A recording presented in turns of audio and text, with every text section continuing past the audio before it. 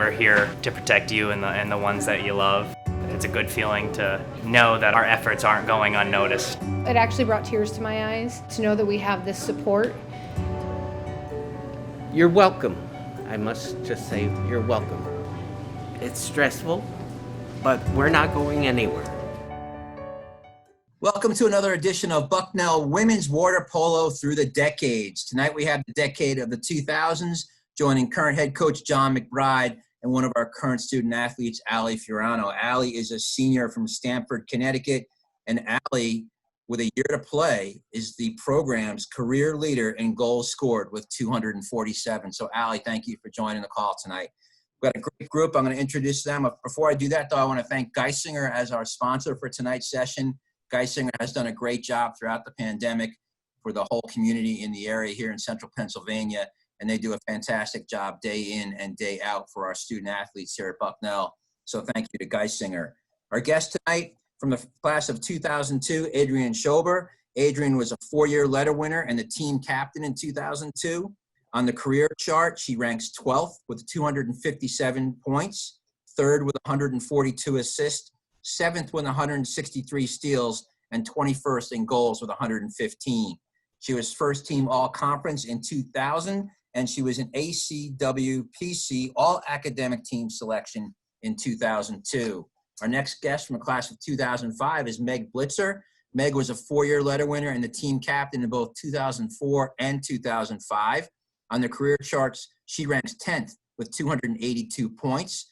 She is 6th with 198 goals, 15th in assists, 2nd with 199 steals, and 9th in both shots and sprints won. She was a first-team all-conference selection in both 2004 and 2005. She was a two-time All-ECAC and All-Eastern Tournament team selection. She was an ACWPC All-Academic team selection in 2002, and she won the Christy Mathewson Award at the Department Senior Awards dinner. Our next guest from the class of 2008, Meagan Gins. Meagan was a four-year letter winner and the team captain in 2008. She holds the school record for games played at 132 and started 129 of those. On the career chart, she ranks third with 351 points, second with 237 goals, 9th with 114 assists, 12th in steals, third in ejections drawn, and second in shots. She was a second-team all-conference in 2005 and a first-team choice in 2006, 2007, and 2008. She was a two-time All-Eastern Tournament team selection and an All-ECAC Tournament team selection once. She was honorable mention All-American in 2006. She was an ACWCP All-Academic and CWPA Scholar Athlete team selection in both 2005 and 2007. And an ACWPC All-Academic Team Choice in 2008. Megan won the Bison Club Award at the Department Senior Awards dinner. Our next guest from the class of 2009 is Aubrey Rowe. She was a four-year letter winner and the team captain in 2009. She owns a share of the single game record for points in a contest with 10. She did that against Cal State East Bay in 2006. She holds the single season record for steals with 84 in 2008. She had 82 in 2009. And she's also the career leader in that category with 251. Also on the career chart, she ranks second with 358 points, fourth with 222 goals, fourth with 136 assists, third in shots, and sixth in ejections drawn. Aubrey was a first-team all-conference and Rookie of the Year selection in 2006. She was second-team all-conference in both 2008 and 2009. She was All-Eastern Tournament team in 2009 and an honorable mention All-American in 2009.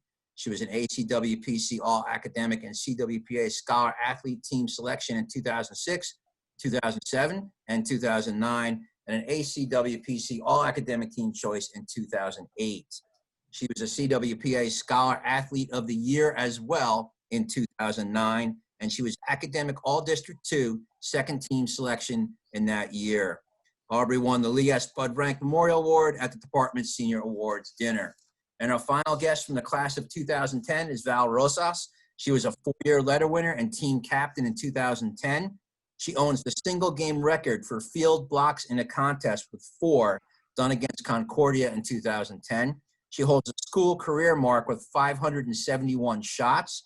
She's ranked 5th with 331 points, 3rd with 232 goals, 10th with 99 assists, 3rd with 194 steals, and 2nd with 293 ejections drawn. She was a first-team All-Conference and Player of the Year in 2008. She was also a first-team All-Conference in 2009 and 2010. She was a 2-time All-ECAC Tournament Team selection and an All-Eastern Tournament Team selection once. She was honorable mention All-American in 2008, 2009, and 2010, an ACWPC All-Academic and CWPA Scholar Athlete Team selection in 2009 and 2010, and an ACWPC All-Academic Team Choice in 2008. She won the Bison Club Award at the department's Senior Awards Dinner. So, Coach, out of wind, that is an incredible group of talent. You wish they had some eligibility left. Well, I wish I coached all of them, because I remember playing against them or coaching against them, and it was not fun. So they kicked my butt many times. But thanks for joining us. Before we begin sharing your great memories of your time here at Bucknell, can you update us on your personal life? Where do you live, career, family, etc.? Aubrey, we'll start with you.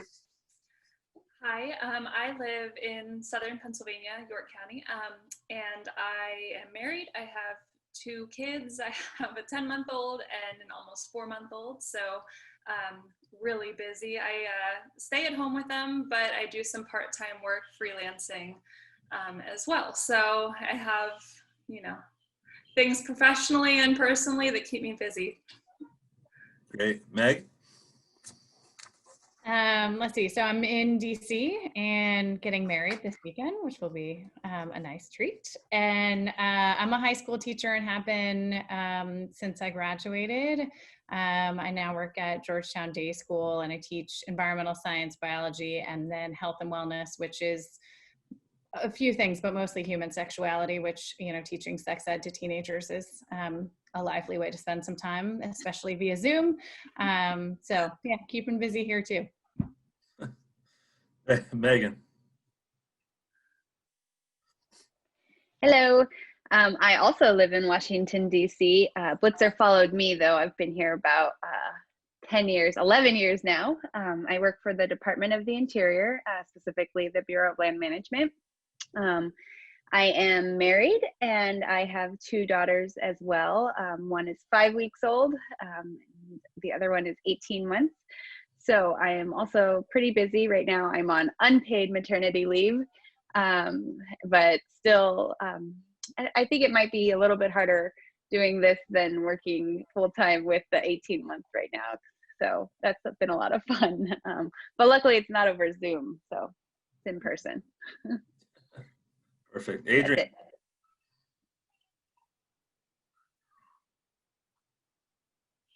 Okay.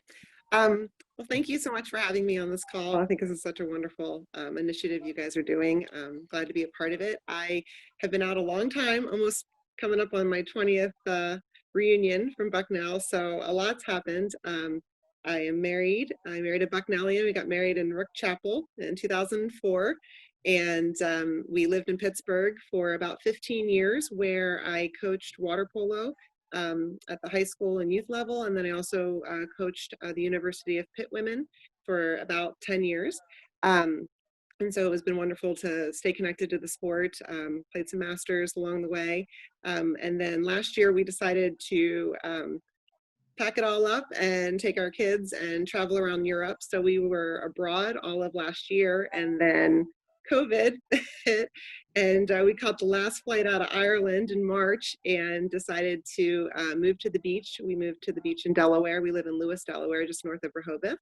And unfortunately, no water polo in Delaware yet, but I'm hoping that will change now that we're here. And I just recently was hired to go back and teach high school history. So I just started that last week. Awesome. My daughter just started at Pitt, and I told her to go look for you, so I didn't know. Oh, I'm so sorry I missed her. Yeah. Well, I'm glad she's there. Yeah, man. Val, how about you? Hi, everyone. Sorry, I have my dorky headsets on, but I'm so glad to see everyone, and thank you for having us. But I've been up to a lot the past 10 years since I left Bucknell. Let's see. I live in beautiful Southern California in Temecula, about 5 minutes from the winery, so it's really hot out here, but really nice. I also got married, and I have two kiddos, a 5-year-old and a 3-month-old. Also working from home now. I went back about 5 weeks ago, so it's been a lot, very stressful, but lucky that I get to work from home. I work at a solar company called Freedom Forever, which I'm repping today.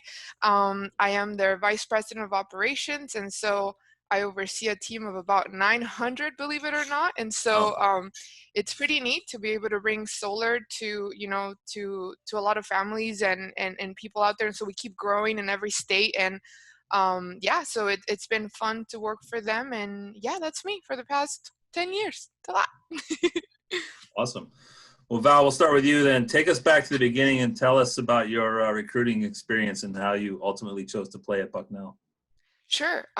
So my recruiting trip was awesome. It was it was John Abdu was the head coach at the time. And so he had me come out, and that's where I met Gins, Mandy, Aubrey, Rachel, and everyone was just so wonderful. I spent most of the weekend with them. I actually went on my recruiting trip with Allison Carter, who also turned out to be our goalie at the time. And so, went on my recruiting trip there and met the girls. And ultimately for me, what did it was just seeing that awesome team environment that everyone had, specifically Aubrey and Rachel. They were roommates at the time, and they just had like the cutest dynamic, in between them. And so for me, just seeing what the team, how the team interacted with each other, for me, that really sold me. And so, yeah, that was my recruiting trip.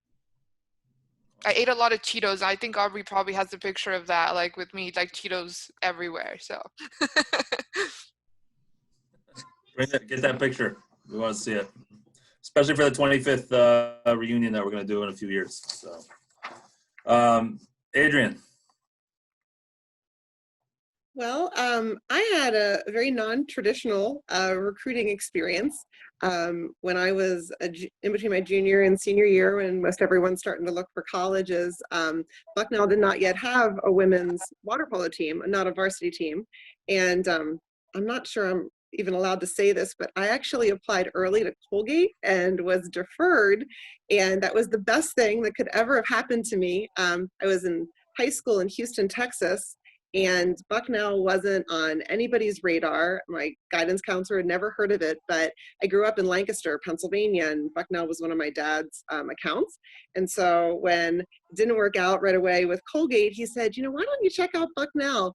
And so we contacted the swimming coach at the time, Lynn Kashmarek, and she invited me to come on a swimming recruiting trip.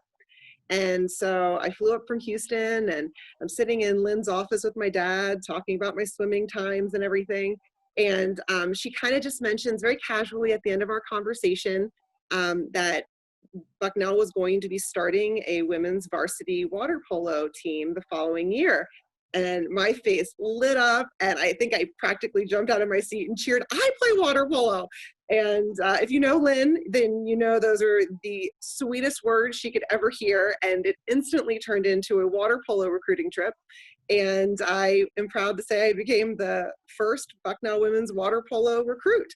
And I was very fortunate that after graduating, I was able to go back to Texas for 2 years and teach and coach at my old high school, Clear Lake High School. And I was a walking billboard for Bucknell and spread the word. And I'm very proud that 2 more of Clear Lake High School water polo players, the Barnetts, ended up coming to Bucknell as a result. So hopefully the word is out there. But that's how I kind of roundabout way ended up on the Bucknell women's water polo team. Awesome. Well, it's now an official high school sport in Texas too. So. Yes, that's right. We're making a lot of progress. You are. Gins. Well, I am from Albuquerque, New Mexico, and so I went on 5 recruiting trips, mostly out west. I actually was adamantly opposed to moving to the East Coast because I hate cold weather. It's turned out really well for me to, stay away from the East Coast. I happened to visit Bucknell, in February when it was 60 degrees. I was duped. But as Val mentioned, the team itself was just the highlight of the trip. And John Ziegler at the time was the head coach, and he was wonderful. And I could just tell that it was a really great dynamic, and the school was beautiful. And my mom actually was the one that forced me to look at Bucknell, because she was raised on the East Coast. And now that I'm a mother, I can say, moms are always right, and turned out to love it. And, I've stayed on the East Coast ever since. So, but one day, hopefully I will make it back out West. Meg.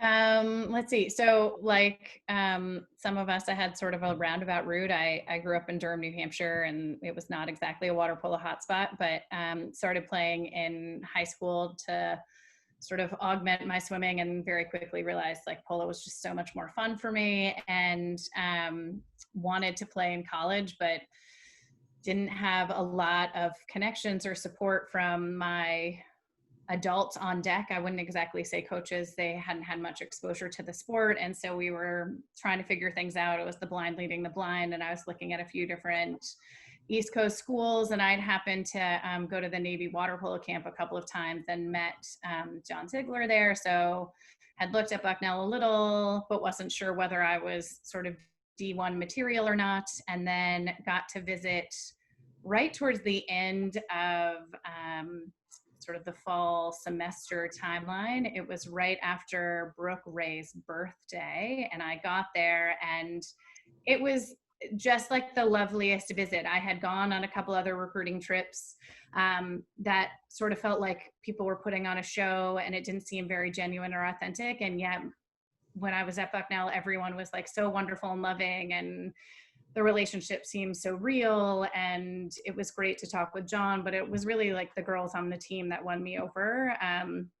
It was not a beautiful weather weekend. It was kind of rainy and gross for a big chunk of it, and people were tired. It was the end of the term, and yet it was just like, it felt very homey very quick. And so they really won me over. I signed my early decision to paper the like moment I got back from the trip without talking to my parents first. And thankfully that worked out, and everyone was happy, and Bucknell said yes. So that was, it all worked out.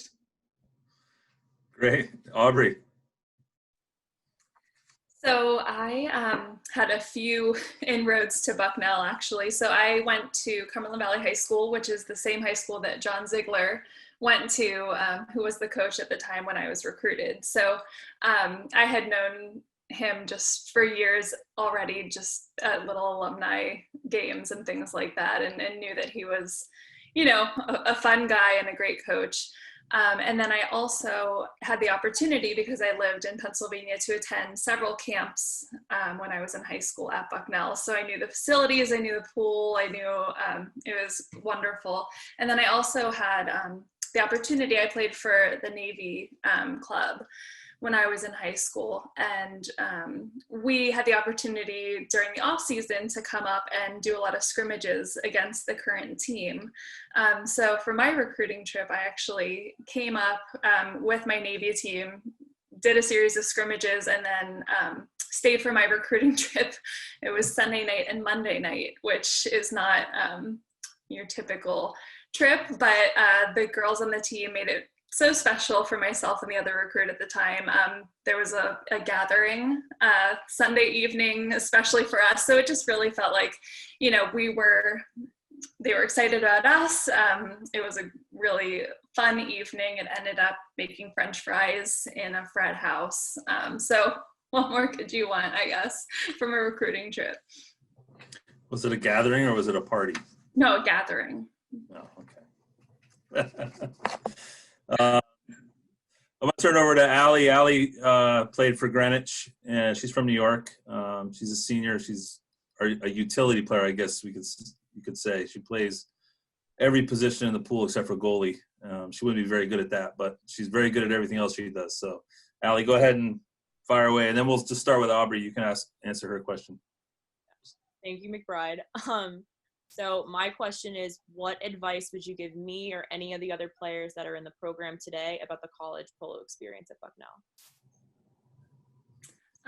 Man, it's hard, and it might sound a little cliche, but it is, looking back, it's one of those experiences that you just can't believe was yours, I would say. It feels like it was a lifetime ago, and it feels like you were, I don't know if I can say this, a badass, and that we had so many experiences that are just so unique. So I would say, for me, it would be to soak it all in. Remember that you can do way more than you even think you can. I look back and think, man, I just wish there were moments where I would have gone harder, trained harder. I could have done better. And maybe that's true and maybe it's not, but it's just one of those things that you'll never stop thinking about, but you'll never have again. So I would just say, cherish it as much as you can. Meg? I mean, I think mine, probably all of us to some extent, are going to sound a little cliched, but yeah, I would echo a lot of what Aubrey said of just really treasure it, because it goes by shockingly fast, and even treasure the totally in the pits moments when you're getting up for morning practice to go get your butt kicked by swimming laps. And when you're I'm a water polo player, I don't even want to swim, and you're having to do all those things, it's worth it because it's so short. It's so short, and it will go by really, really fast. And so just savor the moments and savor the relationships that you make, not just the ones that are your teammates, but the people that you meet. The water polo community is tiny. I've been fortunate to get to coach some in it and to play off and on. And it's wild, the people that you meet that you have shared connections with, because it's such an itty bitty community. So treasure it and live it up. Be the badass. Gins. I think the best advice I'd give is just, echoing Aubrey and Blitzer, enjoy it. It seems very difficult while you're in it. A lot of fun at a lot of times, but it's something that you'll never have the support system that you have on a college campus playing a varsity one, sport with your teammates and your coach and your trainers and Todd and everyone, your teachers and the Bison cafeteria. I know one of the hardest years that I had was when I was 23, that first year, and what I realized was really just, oh, the baby's crying, was that it was the first time in my life that I didn't have a team structure anymore.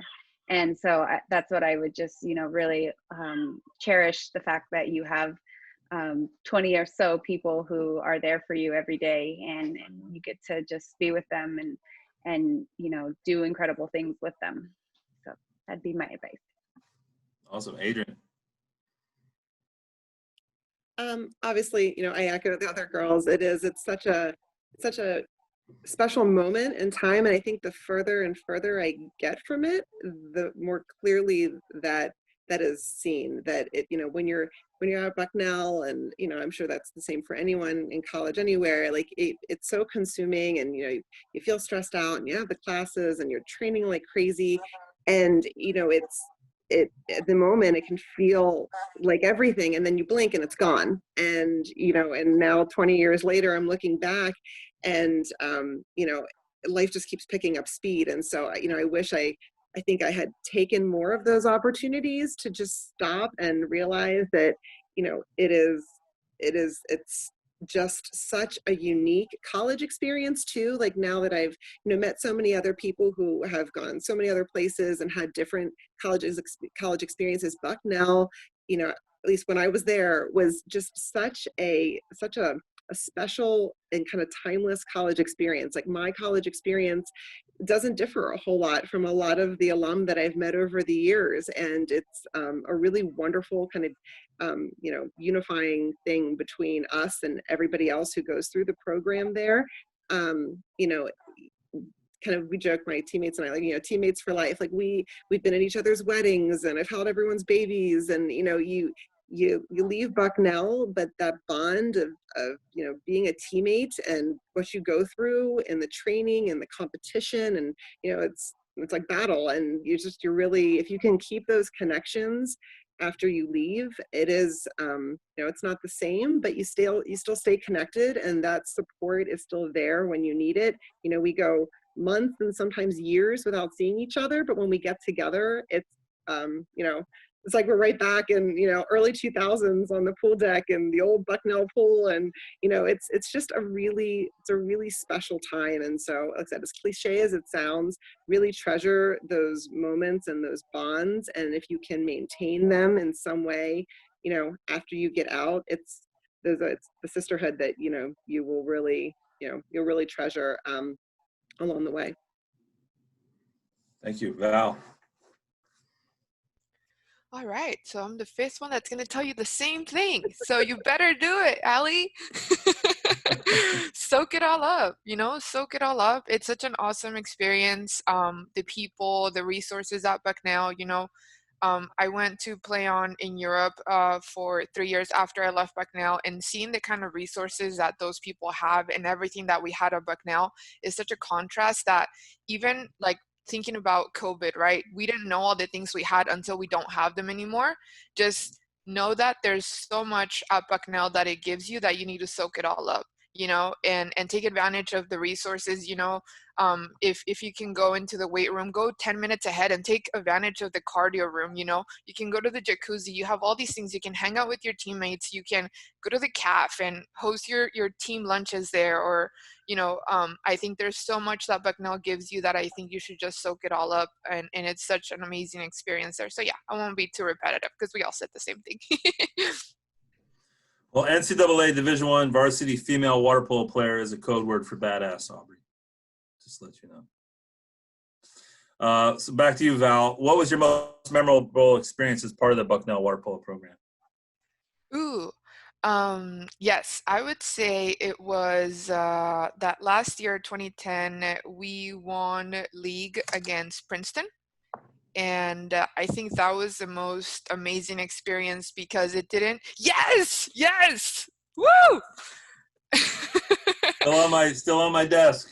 It wasn't just like a one-time thing that happened one year. Like, I mean, Gintz, like you suffered through, some of those games. Aubrey, like I remember your year where like that one lob that went in like in the last 8 seconds, like dagger to the heart. And I'm just like, why? In that last year we won it, and it was such an epic win. I actually don't think I scored any goals that game, which was like so amazing for me because I think I saw all of our team pull together and do all these things, and that was just so awesome to experience, I think, as a group. I always talk about that game to anyone that I meet. I'm like, oh, we won league against Princeton. So yeah, that was my most memorable experience. Awesome. Adrienne. My most memorable experience, I'm going to throw it way back, was really early in my Bucknell career.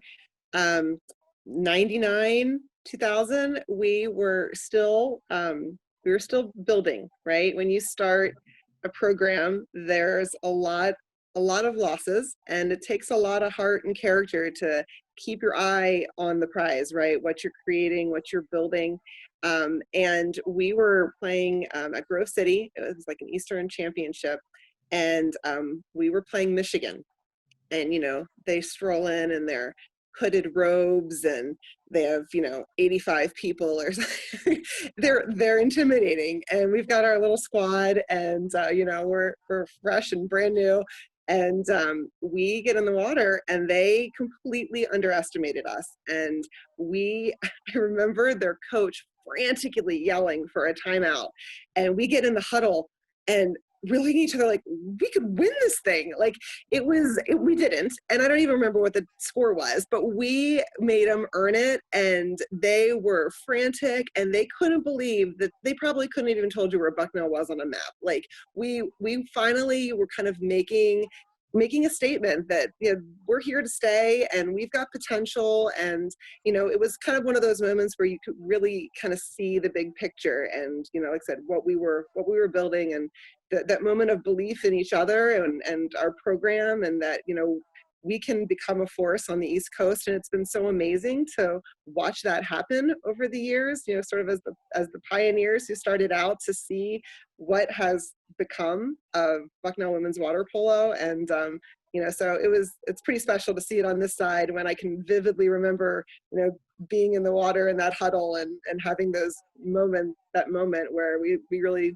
believed in what we were doing. So it was a really special one. Yeah, awesome. Again. Thank you.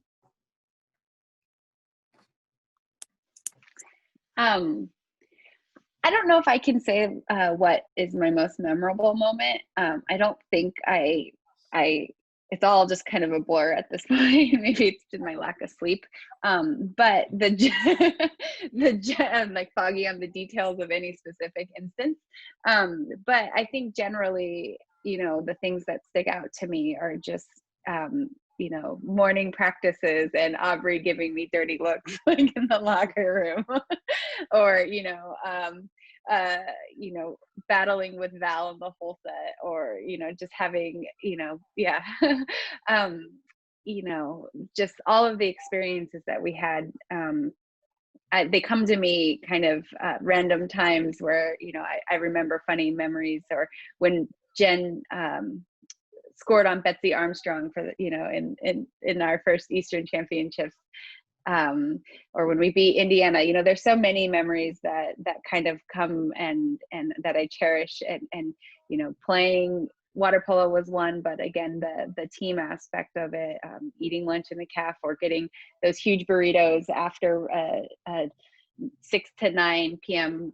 practice, and that's the only thing that was open, and we would just eat that, and I'd have 6 Oreo cookies with it as well. You know, just these small moments that are just really something that we're very fortunate to have. So I'll stick more generally there. I'm sorry if you can hear that. That's all right. Meg. Yeah, this is such a hard question, because I feel like there's so many moments to pick from that were like deeply meaningful, and also like hard to remember the exact moments and the exact details. I mean, it was incredible getting to like have some big wins over rivals. We, you know, beat GW at their pool, which, you know, is always an interesting challenge given their pool setup, and like Adrienne and some of the alum who I overlapped with were there. And so like that was like extra special to have sort of sisterhood on the bench and in the stands. And there were moments where, you know, you scored like a goal here against, you know, Betsy Armstrong, which is a treat for some of us that overlapped with her, when, you know, it's like seemingly impossible, and you felt like you needed to go in and be like, I'm just going to keep this ball, which seemed, you know, unprofessional in those moments to do that sort of thing. But I think really like the moments that I treasure the most are the ones that aren't the like, you know, highlight headline worthy moments. They're the little things of like being there together, of like suffering through like John's 200 hammer practice again, and making it through phase 1 again, and like just sort of surviving together that forged it. I mean, one moment that really sticks out for me that was special was the opening of the new pool. Like having Kinney open, like having it be Todd's background right now, like that was pretty special to go. Like my first year at Bucknell was in the pool that Adrienne got to experience her whole time. And I, like, those of us who had both experiences were so fortunate to get to do that. So it felt powerful, and it's still like my all-time favorite pool, because it was home, and that's pretty awesome. The fact that it has windows is also like a delightful treat. Like, yeah, it pools is. just don't have that. It was Yeah. awesome. It's the best part of that pool. It's the windows, especially sunrise at 6 a.m. in the morning, when, you know, it's awesome. Makes morning practices better. Soak that in, Allie. The windows, it's something. Oh, the windows make it a lot better. Suffering's great with windows.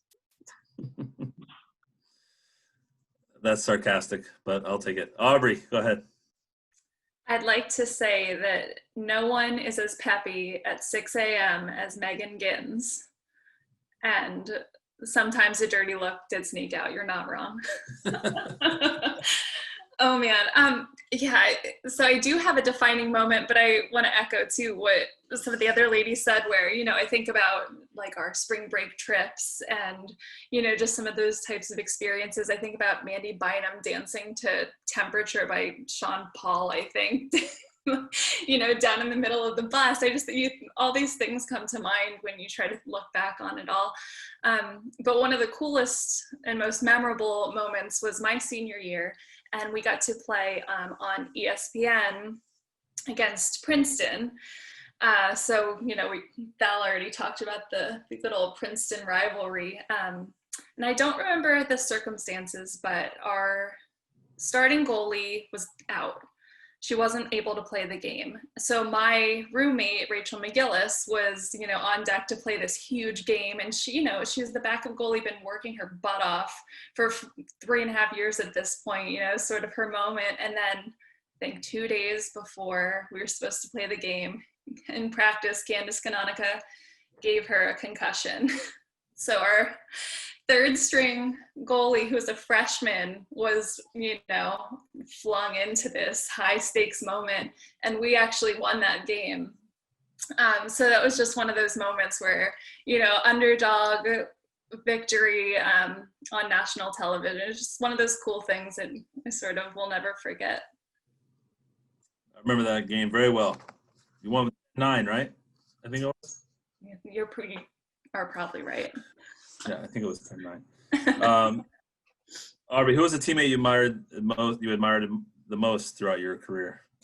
Man, when I saw this question, so there's one teammate and then one group of teammates. So the group of teammates, I was just talking about these backup goalies, right? I have so much respect for the girls that were there with us every morning practice, every day, just, busting their butts. And even if they weren't the ones that were starting the game, they were there and they were making sure, the starting goalie was ready. They were making sure that the rest of the team was ready. I mean, that's just, I can't have enough respect for those girls and all the work they put in too. And then my other person is Meagan Gins, that little ball of sunshine.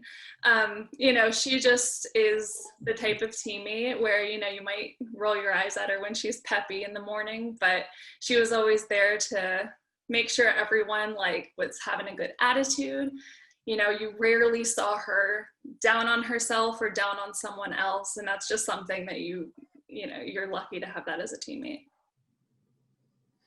Awesome. Gins, didn't you your senior year have to play a back-to-back game at Bucknell? You remember that? I don't remember anything. You played the game and then you immediately played the next game, and I think you were the only one that was smiling, and the rest of the team was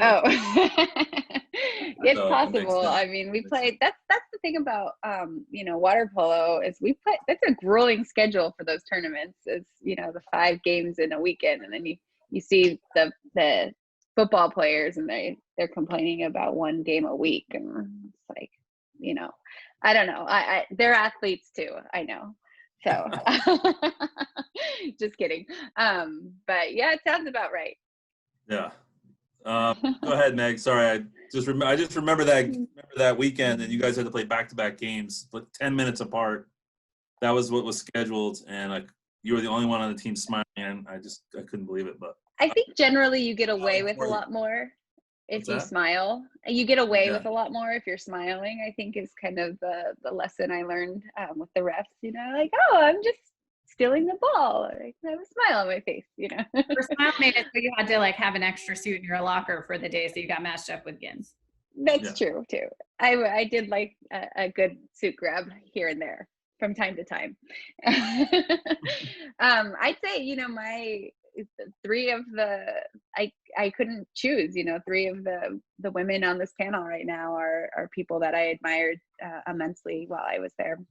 Blitzer was my first captain and kind of set the stage for how you're supposed to be. I mean, I don't think, we talk about my smiling, I don't think I ever saw Blitzer, being negative. She was such a positive role model for all of us, and made me feel welcome, and like I was immediately part of the team from day one, and that's something I'll always remember. And then Aubrey was a beast in the water.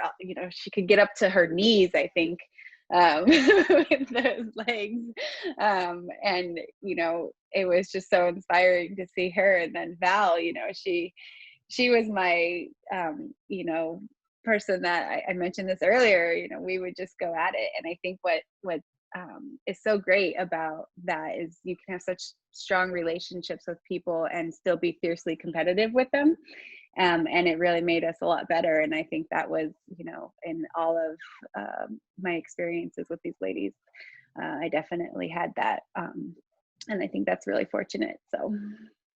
Awesome. Meg, how yeah, when I saw this question, I almost wish that like Todd had not shared any questions in advance, because it was like, I feel like I've been losing sleep about this. People are like, are you stressed about your wedding? No, I don't know how to answer most of these questions, because it feels like singling people out of a group that I admire everyone.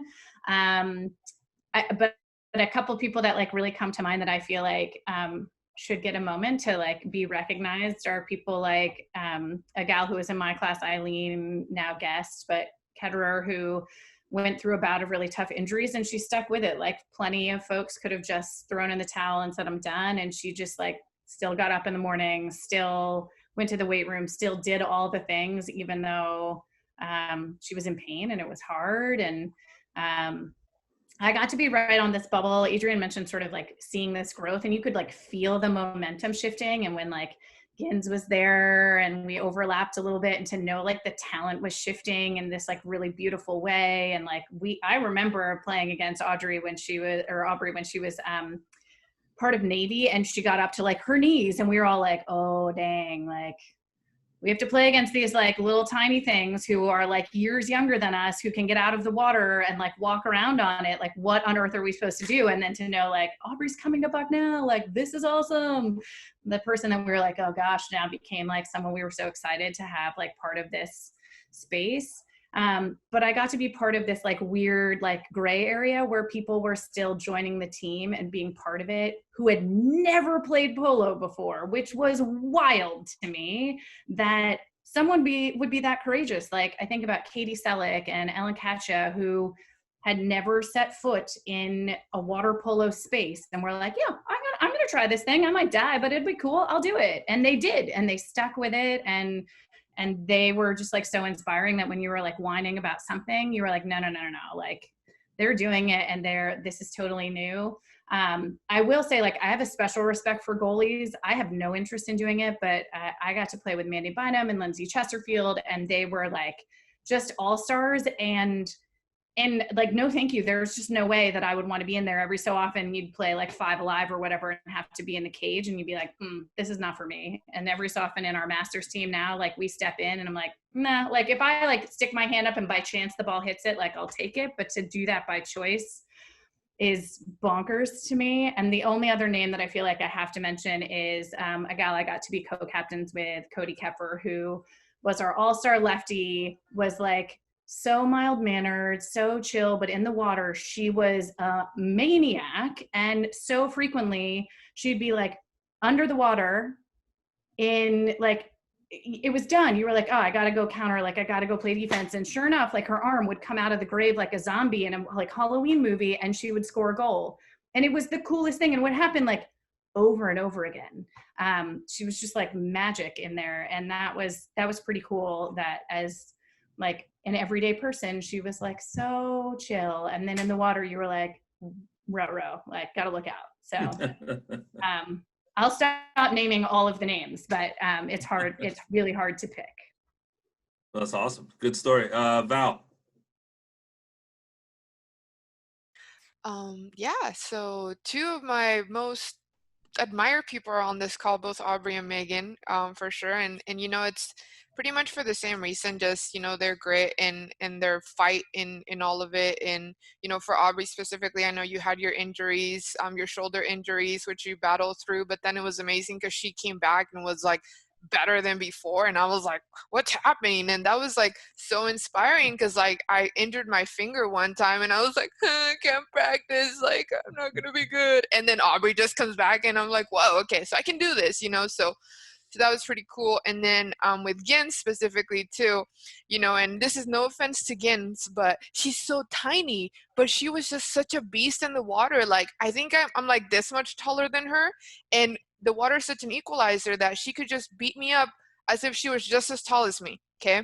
And that was so awesome because we would just go at it. And I remember us pulling over to the gutter, and I was kind of like dizzy, and we had gone pretty aggressive, and she's like, "Are you okay?" And I'm like, "Yeah, I'm okay." She's like, "Okay, hug it out." And we would just hug it out. And so we would started to do that every practice. We're just like beat each other up, and then we're like, "Okay, let's hug it out at the end of the practice." So then kind of like that reset button of like, everything's good. Okay, we can just be super competitive with each other and still, you know, and be friends afterwards. So yeah, so those are my two favorite peeps. We're gonna institute hug it out, Allie, in the practice. Yeah. That's a definite. Adrienne, go ahead. So I feel much like Meg. This was the one question that I really struggled with. Every time I thought I had a name, then 3 more would pop up. And so rather than sit here and, you know, list a couple dozen amazing women who inspired me and I admired, I'm going to echo what she said. My freshman year, there were 2 of us who had ever played. Like I said, I was the first recruit, and then my teammate Meredith Stevens, who was from Chicago, she had played in high school. And that was it. But we ended up, I want to say there were over a dozen more of freshman women who heard there was a new team, never played a moment of water polo in their life. Some of them had never even swam competitively, and they showed up for water polo. And you would think after the first, if not practice, the first game, when you realize how brutal this sport is, that they would have immediately been like, we made a big mistake. This isn't what we signed on for. And they stuck it out. Most of them stayed, and they gave us an amazing ability to train and have competition during practice. And they, everybody here obviously understands what goes into a water polo season. And I was really just incredibly impressed with the strength and character of these young women who were willing to try something not only new but incredibly difficult. And that was really impressive. But maybe even a little more than that, the 3 years of women who played above me. So like I said, we were the first year of varsity women's polo. And so the sophomores and juniors and seniors had only ever played club. And I don't think I really understood I don't know if I really appreciated that in the moment until I got out of college and I started coaching the pit women, who were only a club level sport as well. And you see what it takes to keep a club program alive. They do so much of it themselves, and you're not funded, and you have it's a totally different experience, but yet they are still in the water, training hard, battling it out during tournaments, and they're doing it without a lot of the supports that a varsity program has. And so the fact that these pioneering women loved the sport enough to persevere and help elevate the program to the point where, Bucknell felt that adopting it in as a varsity sport, and certainly Lynn Kashmarek was such a champion for that as well. Her and those club teams of women, who came before me, who really established the program. So that when I had the opportunity to join a varsity team, it was pretty amazing to see what they had created under very different circumstances, and then continued on at the varsity level, which of course took it up another notch. So some people who played club maybe weren't entirely sure what they were getting into when you raise a sport up to varsity, but they stuck it out, and those were some tough early years. And I really admire what it took to build the program to that point. Especially with a tough coach like Lynn, right? She does She not was- like to lose. No, she didn't. But she was she remains one of the most inspirational people in my life to this day. So she really, if there was anyone who could have done it, she did. She could have. Yeah, absolutely. Yeah. I'm going to turn it back to Allie for her second question. Go ahead, Allie. What advice do you have about networking and finding the right job after Bucknell? Adrienne, go ahead. Well, I would say, water polo is an amazingly small world, And if you play it, then there's a good chance that there is going to be somebody that you can connect with who has the ability to kind of tie you into their network. So I would say, I'm a teacher, and so networking wasn't really something that, and plus networking has changed tremendously. I was still sending out paper resumes in the mail with a stamp and, trying to find a teaching job that way. I was fortunate, like I said, that I went back and taught and coached at my old high school.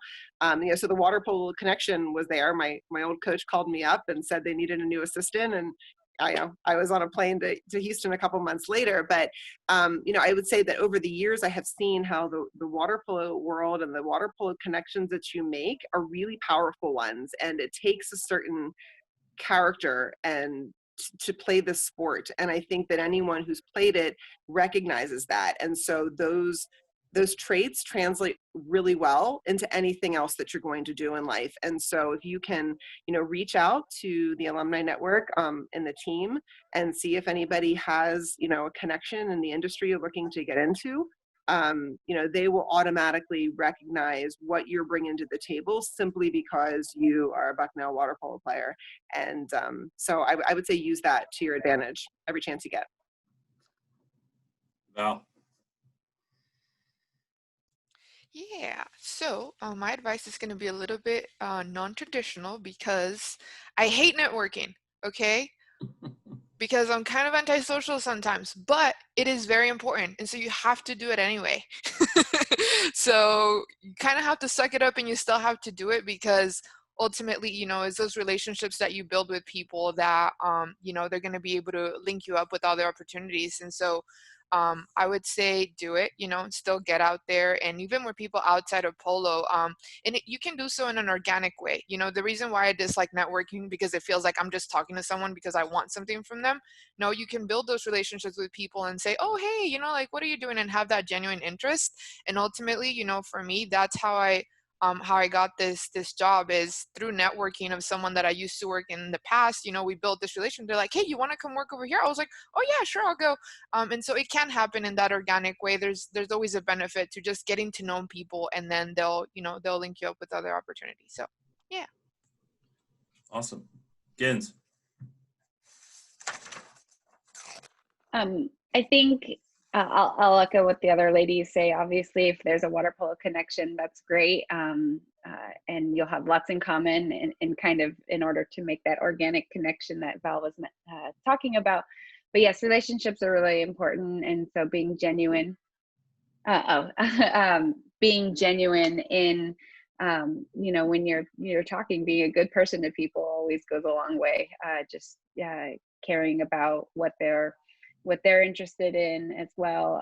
Otherwise it can feel like what Val said, where you're just talking to people to get something out of them versus actually, connecting with them on a human level. And then the second thing I would just, mention is do what you want.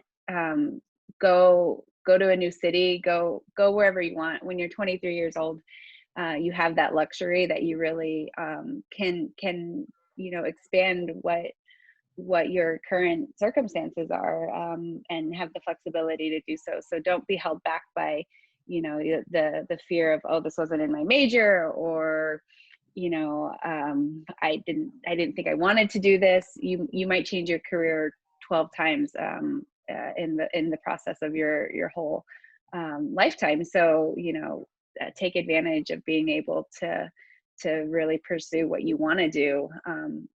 Everyone's supposed to be poor at 23, so just get a bunch of roommates. That's it. Awesome. Meg. I guess I sort of feel all over the place about this too, in terms of like how to do it. I think some of it is just like really be bold, be brave, lean into it with the same sort of grit and determination that you show up to practice every day. Do that about your job. You have it in you because you've survived being a water polo player in college. You definitely can handle the weird, awkward, starting out of the job world, but don't be afraid of it. I think a lot of us inherently are more reserved and introverted, and there aren't that many people who love to network. but you step up in ways that you need to, like for your teammates, do that for yourself, and sort of apply those same things to how you're going to approach your life, and like go for the things that you want, not just the things that come with like a particular kind of paycheck.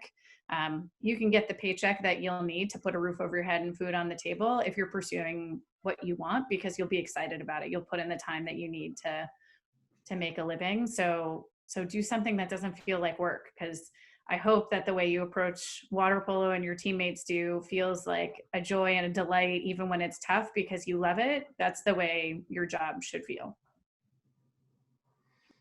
Perfect. Aubrey. Yeah, I mean, being last, I have a lot of similar things to add to what these ladies said. But I remember when I was graduating, I was sort of panicked because I didn't know what I wanted to do. And, you know, graduating from Bucknell, where you have the engineers and the people going into finance and all these people that have, you know, a sort of a career path that they're very clear about, I didn't have that. So for me, I guess the thing is just talk to people, find out what there is out there. You know, especially if you're not really set on your path. So use the Bucknell community, the alumni network. I remember ending up on an email with like 25 of the like old dude alumni. So, you know, so I made a lot of connections there and attending events too, which was sort of cool. And I took an internship just on a whim to get started. And I can't stress that enough if you're unsure about what it is you want to do, because that internship let me form so many relationships that then led me to where I ended up. And then once I chose to take a step back and just do some freelance work, those are the people that are now my clients, you know, because I was a good teammate to them when we were on the same team in our jobs. So anything you learn on the pool deck, in the weight room, on the bus, you know, whatever, with your teammates, you want to carry that forward. You don't have to learn those lessons in dynamics and how to be a team because you're already doing it. So I think it already puts you a step ahead in the real world. Awesome. And water polo being small, you guys, you know, Val, you went and played overseas, and some of you guys played masters. There's still networking that goes on in water polo after college. And then that first job you have, that's when you network to get your next job, right? Your first job is the job you're going to have when you're 50. So you should just... You network in all sorts of ways. I mean, I'm marrying a guy I met through water polo, so you never know what'll happen. There you go. There you go. And then, you know, Val, you always have a place to go stay overseas afterwards, right? So you got a lot of friends overseas. Yeah. Yeah. And my friends have friends now. So now you all can go stay overseas too. So there you go. There you go. And the last question is, what advice would you give me as the Bucknell head coach? Anything I can do better for you guys or for the program? Aubrey, you can go ahead. And you don't have to be nice. You can be mean. Go ahead. Oh, I'm not going to be mean. No, I mean, I think you do a great job. I love reading the emails and the recaps. I mean, you know, I think it's hard, especially at the stage of life that we're all in with like babies and weddings and lots going on. You know, it's hard to get back up and be like, you know, as supportive as we want to be, but thank you for keeping us in the loop. You know, encourage. I remember, what was it, 2 years ago, maybe a year ago, where there was sort of an alumni gathering. And it was the first time where there was sort of like a lot of the women's team alumni gathering on the pool deck. And that was a super cool thing to be a part of. So anything, you know, any chance that we have to like really feel a push to get up there helps us, you know, schedule a babysitter and get out there. And then I guess I had read the question in advance just about like, you know, what would I say to you as the coach of the women right now? And I guess what I was thinking about was, don't forget that you're a part of that team. You know, I think it's easy to see yourself as the leader of them, but when I look back and think about John Abdu and John Ziegler, I mean, the memories I have with them are just as personal and special as the memories I have with my teammates. So, you know, you're a leader and you're a role model and a disciplinarian and all those things, but when they look back, they're going to think of you as another part of that team. So that's what I got. Awesome. Thank you. Well, I got big shoes to fill with John and John. So 3 Johns in a row, right? Hopefully I get the name on strong. So Meg. Yeah, I think that I got to have like sort of an interesting lens into this because when I was working and teaching and coaching at Choate, I got to coach Eliza Romine, who ended up being a Bucknellian and a fellow captain of a very special team that we all share in this sisterhood. And so I got to see a little bit of what the team is with you at the helm through her. And that was really special for me to sort of continue that legacy in that way, and also like get an inside scoop on who this guy is that I never really got to know because we didn't overlap. And I think for me, something that I really appreciated hearing from Liz and hearing sort of, or at least like watching the games, is that I think it's just really important as a coach to develop them as players, but also as people, to care about the whole person and that it's a holistic thing. Because if you're playing at a D1 level, that's where most of your time and energy is. That's where your relationships are. And if a coach is only worried about wins and losses and player development, you're missing just a huge opportunity. And I deeply respect the fact that I feel like you're stepping into that role in a really important way. And I hope that that continues, because I think it's a really formative time. I mean, I went through some really tough stuff during my college years, and it was having a solid coach and solid teammates that helped me to grow and learn through that, so that I could put on the happy face that Gin saw, even when I wasn't always feeling it. And a lot of that is, I think, thanks to John Ziegler and his support, and that he cared about me as a whole person, not just what I was doing in the pool. So I think that's an important role for a coach. Thank you. Gins. Yeah, I just want to echo what Blitzer just talked about a little bit. I think, as far as being a water polo coach, I mean, that's kind of the minimum, right? Like that's what you're hired to do. We expect that you're going to teach these women, and coach them, and try to make them better water polo players. But the memories that I have and the experiences that I have, and what really helped me grow as a person was the support that I received from both Ziegler and Abdu, and that went beyond the water. They always cared about us as individuals, and then kind of what our community was like, not just in the water, not just through Bucknell, but kind of the larger global impact that we can have on our communities. And if you look at Abdu and his kind of path through USA Water Polo, and now his work with diversity and inclusion on a larger scale at USA Water Polo, that's just so important. And I think all of us who played with him, really could feel that, and feel how much he cared about us as individuals, beyond whether we are winning or losing a game. And that really allowed us to kind of grow into the women that I think we all are today. So and we also had a lot of fun with them too. So I think that's just something to keep in mind. Abdu is still involved. I had him back on to talk to the women's team about just that, diversity, equity, and inclusion, and what they can do. So he's still involved and calling me all, making sure still brings up the Southern Championship win. So we don't have Southerns anymore, but he's certainly still a big part of what's going on. So that's awesome. Good. Val. Yeah, sorry if you guys can hear snoring. I just have to show you something real quick. It's my puppy sleeping in the background, so I really apologize if you guys can hear him. But two things. I think one I wanted to say, I think been a little bit disconnected from the Bucknell group, as a team, and I definitely would love to get more involved. I think we realized that you had my wrong email address and I never reached out to update it. So Aubrey, let me know, hey, there's this call happening. So anyway, I'd love to give you guys my email, so then, I can get more involved with activities or things that are happening, because this was such a special part of my life that, I'd love to give back in some type of way, shape, or form. So that's that. And then just generally, as a coach, but even for, all of us in our lives and in our careers, I think as a coach and a leader, like really teaching the girls the team aspect of everything. I think that's super important. No one's going to achieve anything on their own. And I think throughout those 4 years, I learned so much about teamwork, and then, what was successful and what wasn't. And then just really,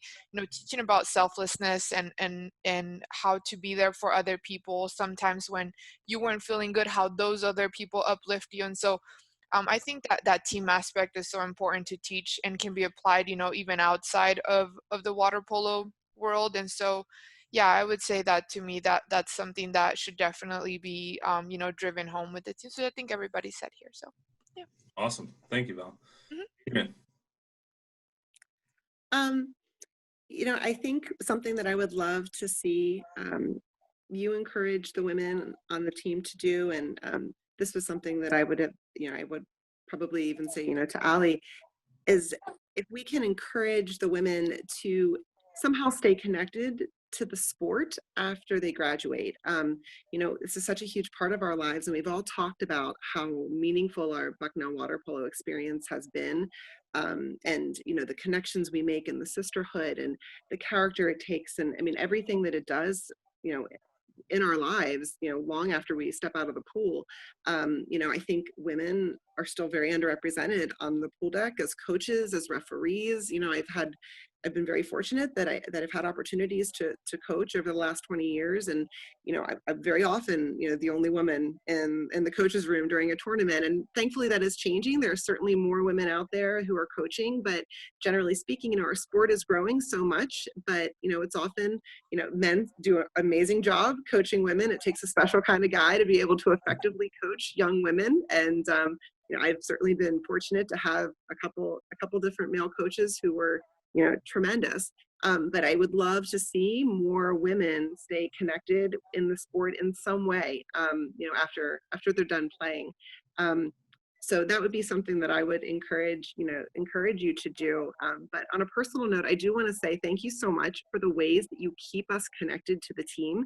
When I was thinking about my favorite Bucknell memories, I have to be honest, the first two that popped up into my mind happened after I graduated.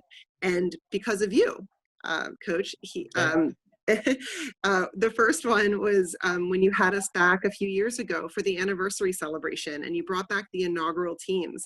And I know there were only 4 of us that came, but it was such an incredibly special moment, to sit at a table and not only be recognized for, pioneering the team when it first started, but to sit with the seniors of the team that year. And we got to share stories with these women. And again, to see that their experience and our experience, the pool aside, seeing the pool behind you, Todd, is still kind of brings a tear to my eye. The fact that I missed it by a few months.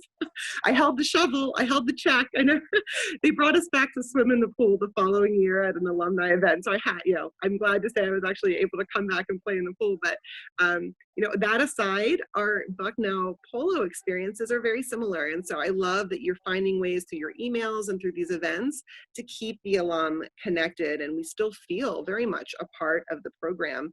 The other special moment was when you had the club teams come to Bucknell to play. And so I got to come and bring my pit women to my Bucknell, and I got to take a picture with them in front of the Bison. And it was particularly special because Taylor was on the team then. And so I not only got to bring the girls I only got to bring the girls that I was coaching to play at Bucknell, but then I got to get in the water and play against a girl that I coached when she was in youth polo in Houston, who is now playing there. So it's been really special, the ways that you have, continued to make Bucknell water polo a really very special part of my life, long after I had left. So I really appreciate that. Thank you. Yeah, of course. And enough forewarning, but mark 2024 on your calendars when we have a women's only 25-year get together. So it'll only be the women water polo players. So 2024, hopefully you can get a babysitter by then, or just tell your husbands that they're in charge for the week. Right? Wouldn't miss it. All right, awesome. Go ahead, Todd. Thank you, ladies. All right, well, ladies, what an awesome session. First, let me turn my attention to Allie. Allie, thanks so much for taking the time to be on the session tonight, and, wish you the best of luck with your training. And we know we're keeping our fingers crossed that you're going to be playing competitively this spring. I know last year was tough. You guys were off to a great start. You were 15-4 when the season got pulled on you. So, you know, even though you are the goals scored career leader, there are 3 women on this call that you're still chasing for the career points record. So I know you really want to have a season, and we wish you luck with that. And then turning to the alums, thanks so much again for this. This was great to see the pride that you all have in your experience and the way you talk about it is really, really great. And it shows that the water polo family has really grown over the years and become so strong. And to Val's point, you know, the support that the women that have played previously have started to show the program has really been great. And the student athletes here in the current program can't do what they do without the support of all the alums. So I thank you all for that as well. For those of you at home that tuned in to watch tonight, thank you for doing so. And go by